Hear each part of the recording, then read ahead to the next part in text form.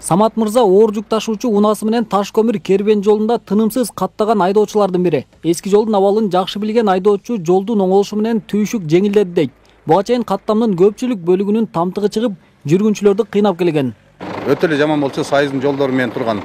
Өзүңөр көрүп тургандай азыр асфальт базылды. Дагы базабыз дегендей кылышып атат да, до конца эле кылабыз депчи. Өзгөрүү чоң. Кылышып атат, иштешип атат жакшы эле. Таш көмүр кербен каттамынын аралыгы 60 чакырымдан ашат. Быйылкы жылга жолдун 19 километрине асфальт төшөө каралып, ушул күндө 13 чакырымы бүткөрүлгөн. Буга ар бир километрге 7,5 миллиондон бөлүнүп атат. Бүгүнкү күндө жумуш кызуу жүрүп атат.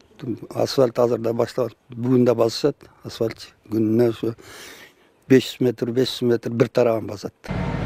Негизги каттамдардан сырткары Аксы районунда ички жолдорго асфальт төшөө иштери жасалууда. Район боюнча быйылкы жылга 20 чакырым жолго жаңы асфальт куруу планга кирген. Ушул күндө Кербен шаарынын көчөлөрүндө жумуш жүрүп жатат.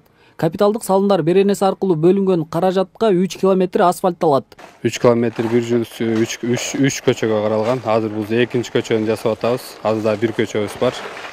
Центрде Үмүт Алиев көчөбүз бар, аны акырында жасайбыз.